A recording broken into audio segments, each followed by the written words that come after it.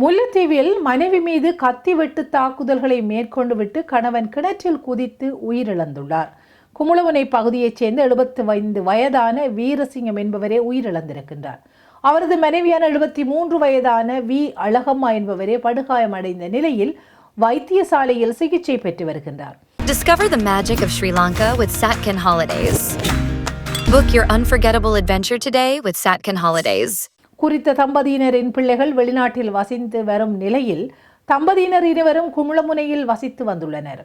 இருவருக்கும் இடையில் கடந்த சில தினங்களாக முரண்பாடு ஏற்பட்டு வந்த நிலையில் நேற்றைய தினம் வியாழக்கிழமை இரவு இருவரும் உணவருந்திய பின்னர் தூங்கச் சென்ற நிலையில் இன்றைய தினம் அதிகாலை தூக்கத்தில் இருந்த மனைவியை கத்தியால் சரமாரியாக வெட்டிவிட்டு கணவன் வீட்டு கிணற்றுக்குள் குதித்து உயிரை மாய்த்துள்ளார்.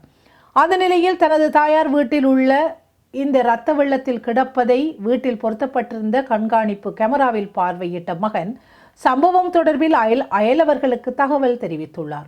அதனை அடுத்து அவர்கள் வீட்டுக்கு சென்று இரத்த வெள்ளத்தில் இருந்த பெண்ணை மீட்டு மாஞ்சோலை வைத்தியசாலையில் அனுமதித்த நிலையில் மேலதிக சிகிச்சைக்காக யாழ் போதனா வைத்தியசாலைக்கு மாற்றப்பட்டுள்ளார். அதேவேளை தாக்குதலை மேற்கொண்டவரை அயலவர்கள் தேடிய வேளை அவர் கிணற்றுக்குள் சடலமாக காணப்பட்டுள்ளார். சம்பவம் தொடர்பில் முல்லைத்தீவு போலீசாரும் அறிவிக்கப்பட்டதை அடுத்து போலீசார் முதியவரின் சடலத்தை எடுத்து உடற்கூற்று பரிசோதனைக்காக வைத்தியசாலைக்கு அனுப்பி வைத்ததுடன் மேலதிக விசாரணைகளை முன்னெடுத்துள்ளனர்.